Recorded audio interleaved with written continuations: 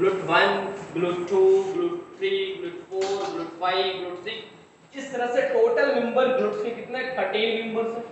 इनमें से शुरू के जो 4 मेंबर्स हैं like GLUT1, GLUT2, GLUT3 and GLUT4, ये 4 हाईली रिस्पांसिबल है ग्लूकोज ट्रांसपोर्ट के लिए। बाकी के बारे में बहुत अनसर्टेनिटी है, बहुत कंफर्मेशन भी नहीं है कि ये कैसे मैकेनिज्म करा, बट इतने मेंबर्स की डिस्कवरी हुई है। लेकिन मेजर रोल हम लोग सिर्फ GLUT1 से लेकर के GLUT4 तक की हम लोग बात करेंगे, ये अलग है। तो अब हमें जो जानने की जरूरत है, क्योंकि चार जो होगा ना GLUT1, GLUT2, GLUT3, GLUT4, ये चारों अलग अलग मेंबर्स है ग्लूकोज ट्रांसपोर्टर का, और ये अलग अलग काम करेगा, अलग अलग तरीके से काम करेगा। तो हम पहली चीज तो यहाँ पर इस चीज को, एक चीज सबसे इंपॉर्टेंट ये याद करना कि कौन सा मेंबर्स कहाँ पर है, उसके लेकर के हम लोग बात करेंगे, ठीक है। तो सबसे पहले हम आते हैं GLUT1 को लेकर के, है ना। GLUT1 जो है हमारे बॉडी में सबसे पहला, इसका कब काम करता है, क्या एफिनिटी है ग्लूकोज के लिए, उसके हम लोग बात करेंगे। GLUT1, है ना। GLUT1 की अगर हम लोग बात करते हैं तो ये प्रेजेंट है आपके लगभग all tissues of the body. Present कहां है भाई, present almost all tissues of the body, लगभग बॉडी के स्पेशली हर टिश्यूज के अंदर में पाया जाता है। और स्पेशली आपको बता दूं ब्रेन के अंदर में भी पाया जाता है, ब्रेन के अंदर में भी GLUT1 ही पाया जाता है। अब इसकी जो एफिनिटी है, इसके अंदर जो हम लोग एफिनिटी देखते हैं, basically very high affinity for glucose देखने को मिलता है। ग्लूकोज को लेकर के they are high, very high, very high affinity. मतलब ये अभी वेरी, इसकी जो मैं बता रहा हूँ ग्लूकोज को लेकर के, ये मान लो अगर ये सेल है और यहाँ पर ये जो लगा हुआ चैनल्स है ये GLUT1, तो वेरी हाई एफिनिटी का मतलब ये है कि अगर आपके, जैसे मैं आगे अभी बात करूंगा जैसे GLUT2 के बारे में, तो GLUT2 वगैरह का ऐसा रिस्पांस है कि GLUT2 का जो अब ये ग्लूकोज को अंदर लाएगा इसके थ्रू, तो इसका GLUT2 में हम लोग देखेंगे ग्लूकोज का लेवल बढ़ेगा तो इसकी जो है एफिनिटी बढ़ती जाती है। ग्लूकोज का लेवल घटेगा तो एफिनिटी, यानी कि अंदर आने का स्पीड हम समझ सकते हैं आसानी से, अंदर आने का कोई स्पीड समझ सकते हैं कि, तो GLUT2 जो है वो हाई एफिनिटी, मतलब अगर आपका ब्लड ग्लूकोज, नेचर ने बहुत अच्छे से इस चीज को रखा है, क्योंकि आपके ब्लड में लो भी ग्लूकोज अगर आ रहा हो तो ब्रेन के अंदर भी सेम ऐसा देखा गया, और स्पेशली ब्रेन के अंदर में, और हम बात करें न्यूरॉन सेल पे GLUT3 भी देखने को मिलता है। तो low affinity of high affinity of glucose है, जिससे कि लो कंसंट्रेशन ऑफ ग्लूकोज भी रहेगा तो आसानी से चला जाएगा। तो सबसे पहला हमने देखा GLUT1 की हम लोग ने बात की। फिर दूसरा हम लोग देखते हैं, तो दूसरा आएगा वो आएगा GLUT2 की हम लोग बात करेंगे, है ना। GLUT2 के अंदर में क्या है, पहले चीज तो GLUT2 जो है वो होगा कब, तो GLUT2 तो सबसे पहले आपको याद रखना है, यहाँ पर जो अभी हम लोग पढ़ने जाएंगे बीटा सेल, बीटा सेल पे ग्लूट पाया जाता है। बीटा सेल के अलावा और भी बॉडी में सेल है, जैसे कि आपके इंटेस्टाइन्स के म्यूकोजल जो सेल्स है वहां पर एब्जॉर्प्शन जो होता है इंटेस्टाइन में कह सकते हैं। उसके बाद ग्लूट आपको कहां मिलेगा, हिपेटोसाइट में, हिपेटोसाइट यानी लीवर के अंदर में मिलेगा। उसके बाद कहां मिलेगा, तो किडनीज के अंदर में, किडनीज इसके इंपॉर्टेंट है। पहली बात तो ग्लूट के बारे में मैंने सिर्फ ये बताया कि कहां है, तो कहां है, बीटा सेल में है, कहां है, किडनीज के अंदर यानी नेफ्रॉन की हम बात करेंगे वहां पर मिलेगा, हिपेटोसाइट्स के अंदर यानी लीवर के अंदर में मिलेगा, और इंटेस्टाइन के अंदर में। यहां इंपॉर्टेंट बात ये है, एक सबसे इंपॉर्टेंट बात है, GLUT2 का एक बड़ा एडवांटेज कह लीजिए या कहीं डिसएडवांटेज, हम आगे पढ़ के समझेंगे अच्छे से, कि GLUT2 के अंदर ग्लूकोज का जो ट्रांसपोर्टेशन है वो दोनों डायरेक्शन में, यानी कि ग्लूकोज का ट्रांसपोर्टेशन अगर हम लोग बात करें तो दोनों डायरेक्शन में हो सकता है, अंदर से बाहर भी और बाहर से, टू वे फैसिलिटेशन होता है। और हाई कंसंट्रेशन लो कंसंट्रेशन की हम लोग बात, इस पॉइंट को याद रखिएगा, हम बीटा सेल पे आएंगे तो फिर बात करेंगे। यानी GLUT2 के अंदर जो ग्लूकोज का ट्रांसपोर्टेशन है, फैसिलिटेशन है, फैसिलिटेटेड डिफ्यूजन है, वो टू वे डिफ्यूजन होता है, या अब अगर इधर कंसंट्रेशन, इसलिए क्योंकि अभी देखो जैसे कि हम लोग सब जानते हैं कि लीवर के अंदर में हेपेटोसाइट है, मान लीजिए हेपेटोसाइट है, लीवर का एक ग्लोब्यूल्स में बना है ना, ये हेपेटोसाइट्स है। अब इस हेपेटोसाइट्स के अंदर हमें पता है कि ग्लूकोज के फॉर्म में एनर्जी कौन लोड रहता है, तो ग्लाइकोजन लोड रहता है, सही है बात। और अब ये तो स्टोर है, अब इसी पे मान लो ये मैं बना दिया क्या, ये मैं बना दिया GLUT2, मैं बोला क्या है यहाँ पर GLUT2 है। अब GLUT2 जो यहाँ पर है, अब इसके लिए दोनों चीज की जरूरत है ना, क्योंकि अब जब ग्लूकोज चाहिए, जब आपके बॉडी में अच्छा होता है तो ग्लूकोज का स्टोर होता है ग्लाइकोजन के फॉर्म में, तो इसी चैनल से जाएगा और स्टोर होकर के ग्लाइकोजन बना देगा। लेकिन जब आप बॉडी में स्कार्सिटी आ गया, अब क्या चाहिए भाई, तो यही ग्लाइकोजन ब्रेक होकर क्या बनाएगा, ग्लूकोज बनाएगा, और फिर इसी ग्लूकोज को इसी हेपेटोसाइट से क्या होगा, निकलना होगा, तो इसी चैनल से निकल जाए, तो क्या होगा, दोनों तरफ एडवांटेज होगा, टू वे ट्रांसपोर्टेशन देखने को मिलेगा। सेम है, हम लोग अलग अलग जगह देखते हैं, तो इसका एक एडवांटेज है देखने को मिलता है।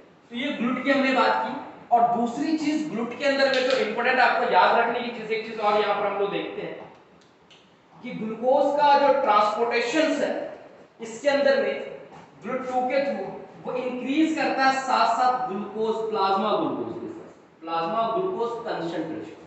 यानी अगर मैं आपको बताऊं कि प्लाज्मा ग्लूकोज का कंसंट्रेशन अगर बढ़ेगा तो GLUT2 की वर्किंग स्पीड भी बढ़ जाएगी। अब देखो ये वर्किंग स्पीड बढ़ेगी, इसका एडवांटेज फिर हम बीटा सेल पे आपको बताएंगे आगे चलकर। तो वर्किंग स्पीड का होगी, बढ़ जाएगी GLUT2 का, इसके वजह से ये GLUT2 का ये फंक्शन ही है कि डिपेंड है इस तरह से कि अगर ग्लूकोज का लेवल बढ़ेगा तो ये अपने वर्किंग स्पीड को बढ़ा देता है, यानी कि इसकी एफिनिटी डिपेंड कर रहा है ग्लूकोज के कंसंट्रेशन पे, आपके प्लाज्मा ग्लूकोज कंसंट्रेशन पे। जैसे मैं बात करेंगे नॉर्मली जो बीटा सेल के ऊपर जो GLUT2 है वो 80 से लेकर के अगर 100 मिलीग्राम पर DL है आपका, तो उस पे ये बहुत ज्यादा इफेक्टिव नहीं होता। जैसे आप खाते हैं ग्लूकोज लेवल बढ़ा, फिर ये इफेक्ट यहाँ पर शो करेगा बीटा सेल के ऊपर।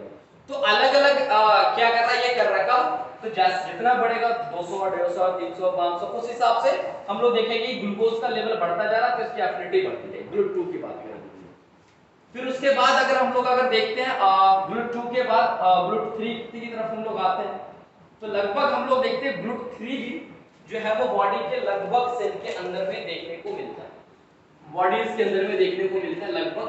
बट स्पेशली फिर से हम लोग बात करेंगे कि GLUT3 जो है, GLUT3 याद रखेंगे कहां पे सबसे ज्यादा, न्यूरॉन्स है, न्यूरॉन्स। अब मान लो ये स्पेशली न्यूरॉन की बात करते हैं हम लोग यहाँ पे, क्योंकि जो बॉडी के अंदर नर्वस सिस्टम्स है, जो आपका सेंट्रल नर्वस सिस्टम्स है, वो सारी चीजें जो बनी हुई है, उन सारी जगह पे भी CNS को एक अच्छा खासा एनर्जी की भी जरूरत होगी। तो GLUT3 का इसकी भी जो क्या कहते हैं एफिनिटी है, high affinity for glucose, glucose को लेकर के इसकी भी एफिनिटी हाई होती है GLUT3।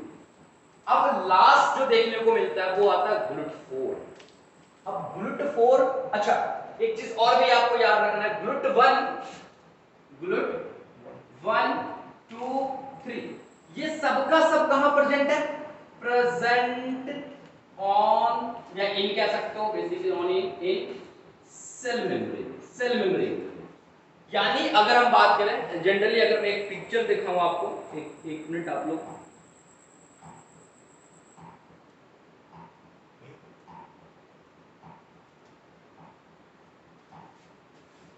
तो जैसे ये दिख रहा होगा ना, दिख रहा है, क्लियर है,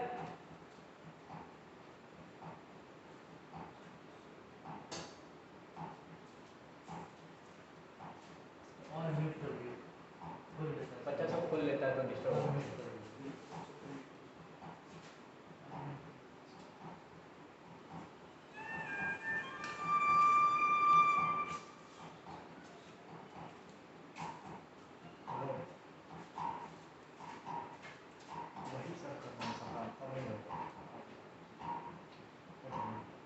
चलिए मैं सबको ऑल म्यूट कर दिया, सबको मैं ऑल म्यूट कर दिया हूँ, अब आपको ऐसी दिक्कतें फेस नहीं करनी पड़ेगी।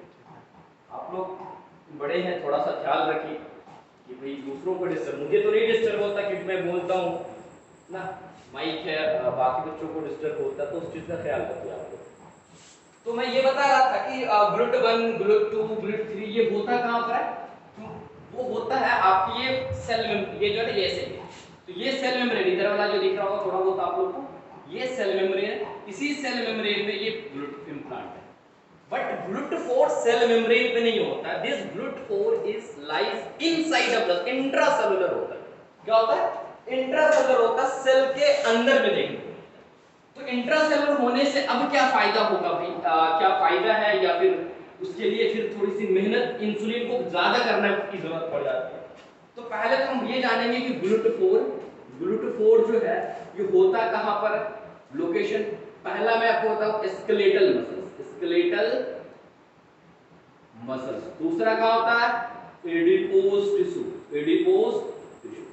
अब ये जैसे सेल, अब ये रिसेप्टर्स की मैं बात करूंगा, सॉरी ये ट्रांसपोर्टर्स की अगर मैं बात करूंगा, तो these transporter are inside the cell. ये ट्रांसपोर्टर अंदर में है, एक वेसिकल के फॉर्म में लोडेड है इनसाइड ऑफ सेल। अब तक जितने भी ग्लूट की बात मैं कर रहा था वो कहां, सरफेस पे, इसके मेम्ब्रेन पे। लेकिन ग्लूट 4 कहां होगा, the inside of the cell, इस सेल के अंदर में मिलेगा पाया। अब होता है क्या कि अब ये ग्लूटाथोर अंदर में है, तो अब मान लो जो हमारे बॉडी में स्केलेटल मसल्स है, एक चीज बड़ा कॉमन है कि हम लोग डायबिटीज के केस में बड़ा इफेक्टिव रोल प्ले करता है कि हम लोग बोलते हैं कि भाई एक्सरसाइज करो आपका ब्लड ग्लूकोज लेवल कमेगा। तो आपको मैं एक क्लिनिकल पॉइंट में कि एक्सरसाइज करने से एक्चुअली ब्लड ग्लूकोज लेवल कमता कैसे, मैं एक वीडियो भी अभी दिखाऊंगा आपको कैसे एक मसल जब कॉन्ट्रैक्शन होता है तो उस कॉन्ट्रैक्शन के वजह से आपके ब्लड ग्लूकोज का लेवल कमता है। तो खैर पहले तो हम ग्लूटाथोर की मैंने बताया कि स्केलेटल मसल्स, एडिपोज टिश्यू, इन दो जगह पर क्या होता है, जो ग्लूटाथोर है वो इंट्रासेलुलर होता है। अब इसको आना पड़ेगा सेल मेम्ब्रेन पे तभी तो, नहीं तो ग्लूकोज आएगा, और मैंने बताया कि ग्लूकोज डायरेक्टली सेल मेम्ब्रेन में एंटर कर ही नहीं सकता, डायरेक्टली कुछ सेल को छोड़ करके जो इंडिपेंडेंट है, लाइक आरबीसी है, कुछ हाइपोथैलेमस पार्ट है वो छोड़ करके, मेजर पार्ट है वहां पर glucose not enters and directly through the cell membrane. Help क्या चाहिए, ग्लूकोज ट्रांसपोर्टर, ग्लूकोज 1 हो 2 हो 3 हो 4 हो, कोई ना कोई। इनसे पहले तो बाकी सब लोग मेम्ब्रेन पे थे, तो ग्लूकोज आया सेल में एंटर कर गया, लेकिन ग्लूटाथोर कहां बैठा रखा है, वो सेंटर में जाकर बैठा है। अब इसको किसी तरह से एक मूवमेंट हम दें, इस मूवमेंट के वजह से हम इसको फ्यूज करा देते हैं ला करके कहां पे, सेल में। अब इस मूवमेंट को, इस फ्यूजन को कराने के लिए जो रिस्पांसिबल होता है वो रिस्पांसिबल होता है कौन, तो इंसुलिन। मैं भी देखूंगा कौन, इंसुलिन। कौन होता है, इंसुलिन इसकी रिस्पांसिबल। दूसरा ये कहा गया है कि आप बुक्स पढ़ोगे तो वहां पे लिखा है कि अगर आप एक्सरसाइज करते हो, मस्कुलर कॉन्ट्रैक्शन होता है, तो उस मस्कुलर कॉन्ट्रैक्शंस की वजह से, मूवमेंट की वजह से ये खुद से जाकर के फ्यूज होता है, कहां पर जाकर के, सेल मेम्ब्रेन। तो मैं अभी जस्ट इस कॉन्सेप्ट को एक वीडियोस के थ्रू में दिखाना चाहूंगा आप लोग को, 1 मिनट आप लोग इंतजार करेंगे।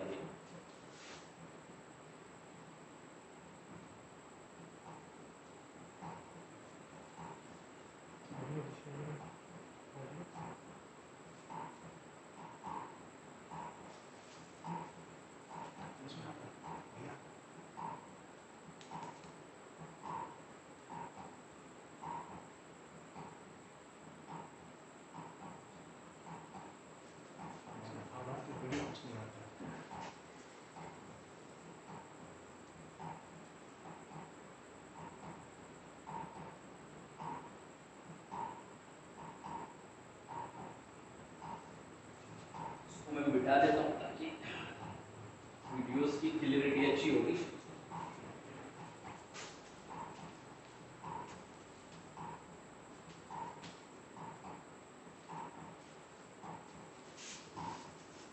देखिए अभी ये यहाँ पे जो आपको दिख रहा होगा, ये जो टोटल ये ब्लड का सर्कुलेशन चल रहा है, और इस बीच में मसल फाइबर नॉर्मल सर्कमस्टेंसेस में हम लोग, इसमें व्हाइट ये बड़े बड़े जो दिख रहे हैं वो इंसुलिन है ना, साथ में रेड ये आरबीसी। अब यहाँ पर जब जैसे हम लोग पहुंचे तो ये, अब मैं रोक रखता हूँ वीडियो को, ये सेल मेम्ब्रेन का लेयर है, ठीक है।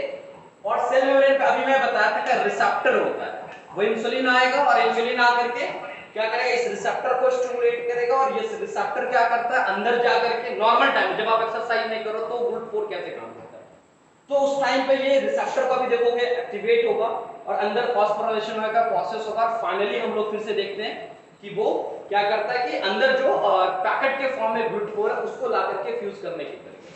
तो अब हम ये देख रहे हैं, यहाँ पर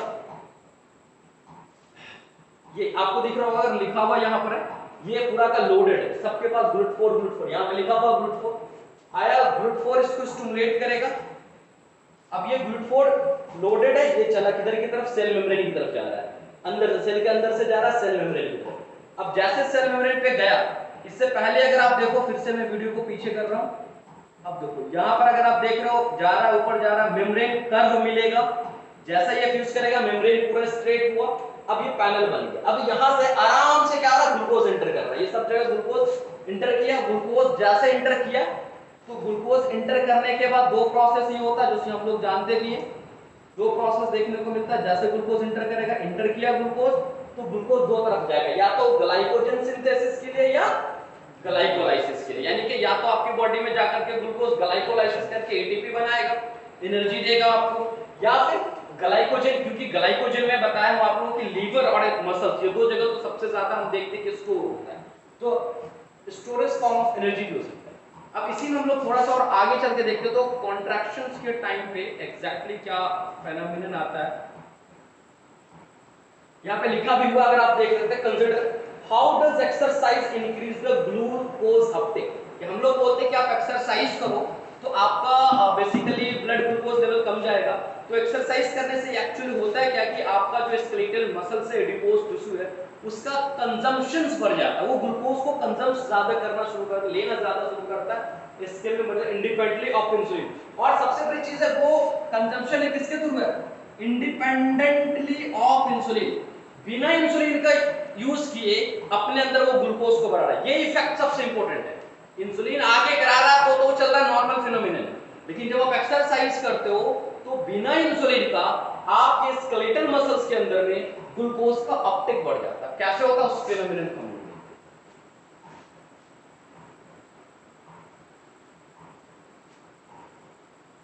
अब सपोज ये अभी चल रहा है यहाँ पर, अब ये कॉन्ट्रैक्शन हो रहा है, मसल्स कॉन्ट्रैक्ट रिलैक्स कर रहा है, कॉन्ट्रैक्शन रिलैक्सेशन चला, जब हम एक्सरसाइज करेंगे तो कुछ ऐसा ही होगा प्रॉपर, अभी जो वीडियोस में चल रहा है कॉन्ट्रैक्शन। अब इस कॉन्ट्रैक्शंस के वजह से अब ये एडीपी मॉलिक्यूल जो इंटरनली होता है ये देखने को मिला, और एडीपी यहाँ पर दिख रहा होगा, ये दोनों आकर के आपस में यहाँ बाइंड कर गए, फास्फोराइलेशन हुआ।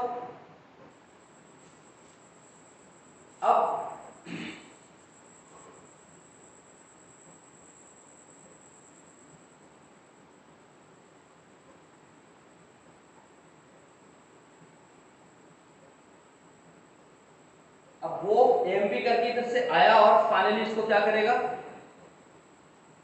टीपीडीसी D1 के साथ ये फाइंड किया, और ये जाकर के यहाँ पर अटैच, यानी कि GLUT4 से जो लोडेड है उसको लोड स्टिमुलेट किया, और फिर राइबोसोम कॉन्ट्रैक्शन आ रहा, सार्कोप्लाज्मिक रेटिकुलम जहां से कैल्शियम की वजह से कॉन्ट्रैक्शन वहां से देखने को मिला, वो इन्वॉल्व किया फिर से, और ये ले जाकर के फिर से आपके स्केलेटल मसल्स के जो मेम्ब्रेन है वहां एंटर किया, GLUT4 को लाके इम्प्लांट करा दिया, और फिर से ग्लूकोज इंटर होना स्टार्ट हो जाता है। तो ये फिनोमिनन ड्यूरिंग कॉन्ट्रैक्शन, जितनी बार आप कॉन्ट्रैक्शन कर रहे हो तो सिंपली सिर्फ याद रखो, अभी सिंपल गोल मैकेनिज्म में नहीं जाना, आपको याद रखना कि जो कॉन्ट्रैक्शंस हो रहे थे उस कॉन्ट्रैक्शंस के वजह से क्या बेनिफिट हो रहा है देखने को। तो GLUT4 जो है वो GLUT4 अपने सेंटर से कहां जाता है, बाहर आ जाता है, सेंटर से जब बाहर आ जाता है तो उससे एक बेनिफिट उसे क्या हो रहा है, उससे बेनिफिट ये हो रहा है कि वो ग्लूकोज को कम करता है। अब हम इन सारी चीजों के बाद फिर से हम लोग आते हैं कहां पे, तो बीटा सेल के पास। अब बीटा सेल के पास फिर से हम लोग आते हैं, ये सपोज मान लो बीटा सेल, अभी हमने पढ़ाया आपको कि बीटा सेल में जो ग्लूकोज ट्रांसपोर्टर है वो कौन टाइप का, भाई ग्लूट हो ना, बताएंगे आप लोग चैट में।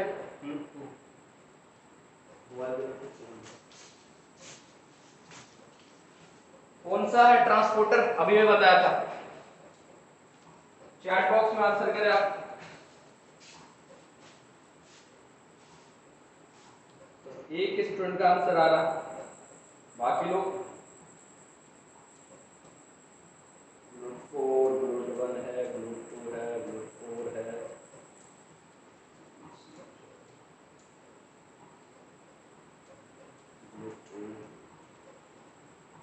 चलो ठीक है, GLUT2 is the right answer, ठीक है GLUT2 is the right answer. तो मैंने एक चीज बताया था क्या, GLUT2। तो अब ये फिर से भाई सवाल पे हम लोग आते हैं उस क्वेश्चन पे कि भाई ये बीटा सेल, यहाँ पर बीटा सेल में हम लोग बात करेंगे, ये इंसुलिन है, मान लो ये इंसुलिन पैकेट है इसके अंदर और ये इंसुलिन रिलीज करता है। अच्छा हाँ, अगर कट जाए ऑटोमेटिकली तो आप लोग फिर से ज्वाइन कर लेना सेम लिंक पे, है ना, मैं फिर से याद दिलाता हूँ, सेम लिंक पे फिर से ज्वाइन कर लेना। ठीक है। तो ये बता रहा था कि इंसुलिन यहाँ से निकलेगा कैसे, ये निकलेगा कैसे, इसके लिए यहाँ से शुरुआत होती है इस ग्लूट से। अब मैंने कल आपको बताया था जो अरेंजमेंट, उस अरेंजमेंट पे अच्छी बताया था कि आइलेट्स पे ब्लड सप्लाई ज्यादा है, 10 टाइम 5 to 10 टाइम ज्यादा, मैं बताया था फिर यूज। तो जितना ज्यादा GLUT2 किस पे डिपेंडेंट है, ग्लूकोज जितना ज्यादा आएगा उतना ज्यादा ये फास्ट काम करेगा सबसे पहले। इसलिए नेचर ने यहाँ पे ब्लड सप्लाई को नॉर्मल इसके अगल बगल के सेल से एक्सोक्राइन पार्ट से 5 to 10 टाइम ज्यादा रखा कि ज्यादा ब्लड की सप्लाई आएगी, ज्यादा यहाँ पर क्या मिलेगा, ग्लूकोज आएंगे यहाँ पे साथ में। तो ज्यादा ग्लूकोज आएगा तो ग्लूकोज का फास्ट काम करेगा, जितना फास्ट ग्लूकोज एंटर करेगा उधर से इंसुलिन अभी निकलेगा। अब कैसे निकलेगा इंसुलिन उसके हम लोग बात में करेंगे। तो GLUT2 की वजह से क्या होगा, अब मैं एक चीज यहाँ बता रहा हूँ यहाँ पर आगे आपको मैं कि एक्चुअली एक बीटा सेल के अंदर में दो वर्ड हम लोग देखिए, एक तो होता सिंथेसिस, तो पहले हम लोग सिंथेसिस पे बात करेंगे, फिर होता है सिक्रेशन कि इंसुलिन बनता कैसे और बनने के बाद निकलता कैसे। ये मैकेनिज्म आपको इसलिए इंपॉर्टेंट है, एक आध दो जगह हम लोग उसमें मेडिसिन का जो यूज करते हैं ना वो सिक्रेशन प्रोसेस से पढ़ेंगे। तो कुछ मेडिसिन सल्फोनाइल यूरिया इस तरह के कई ग्रुप है जिसमें ग्लिमिप्राइड्स वगैरह आते हैं, डायबिटिक्स हम लोग यूज करते हैं। वो अगर ये प्रोसेस अगर आप पढ़ लेना क्या कहते हैं सिक्रेशन, तो इसी में हम कहीं पे मेडिसिन हमारा काम करता है, इसी प्रोसेस पे हम दिखाएंगे वो प्रोसेस पे कहां पे किस चैनल पे काम करता है। तो पहले तो हम ये जानेंगे कि इंसुलिन बनता कैसे। तो इंसुलिन बनने के लिए जो रिस्पांसिबिलिटी होती है वो किसके पास होती है, इंसुलिन क्या भाई इतना तो हमें पता है, इंसुलिन एक पेप्टाइड हार्मोन यानी कि प्रोटीन से बना हुआ हार्मोन, प्रोटीन है, इट इज सिंपल। इसलिए हम लोग इंसुलिन ओनली यानी इंजेक्टेबल फॉर्म ही लेते हैं, टैबलेट फॉर्म नहीं, खैर वो अलग की बात है। तो इंसुलिन की हमें बात ये कर रहा था कि बनता कैसे। तो इंसुलिन के पास बनने का मसला ये है कि ये हम लोग देखेंगे इंसुलिन के अंदर जो डीएनए होता है और उस डीएनए में क्रोमोसोम नंबर 11, कितना, क्रोमोसोम नंबर 11 पे अगर हम लोग बात करेंगे तो क्रोमोसोम नंबर 11 के शॉर्ट आर्म पे डीएनए जो है शॉर्ट क्रोमोसोम 11 में कि शॉर्ट आर्म पे जीन लोकेट करता है किसका, इंसुलिन के लिए जो जीन, वो जीन जैसे एक्सप्रेस होगा तो हम अभी आपको एक वीडियोस के थ्रू दिखाते हैं कि कैसे सिंथेसिस होता है, तो बड़ा आसानी से समझ में भी आ जाएगा आप लोग को। और